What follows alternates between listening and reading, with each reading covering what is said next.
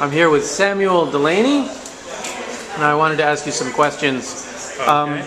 You know, I was just at the very interesting panel that was on your book, The Jewel-Hinged Jaw.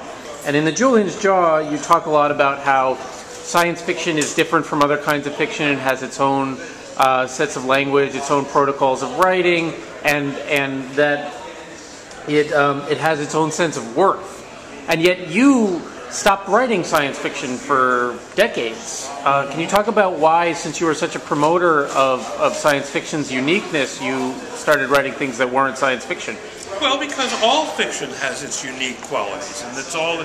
One of the things I was saying in the part of the discussion in the panel was that it's not just science fiction that's different from the way most people perceive of stories. It's all the different modes of writing are different, and I just was interested in trying my hand at other things, and I've gone away from science fiction, and sometimes I come to the book that's coming out in a couple of months has got some science fiction elements about it. I don't know whether anyone's going to call it a return to science fiction.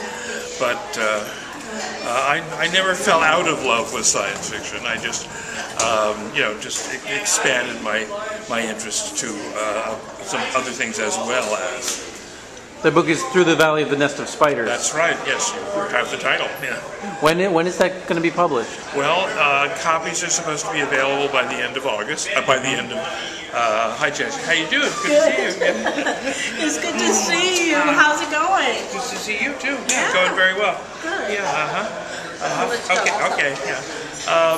It will be. Copies should be available by the end of October, and the publication date is the 1st of January.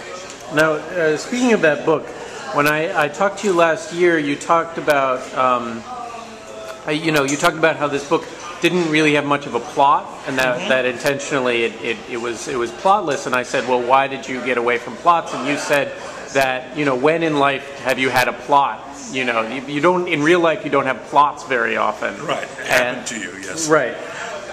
But don't you think that plots are part of the appeal of fiction, and that it's something that people go to read fiction for, and that if you don't have a plot in your fiction, it makes it difficult for a lot of people to access what you're writing? I think plots are the appeal, are some of the appeal of some fiction, but there are other things that can also be appealing about fiction as well. And and I think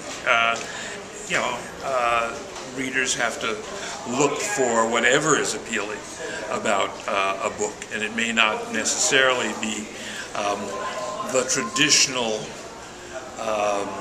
traditional concept of plot.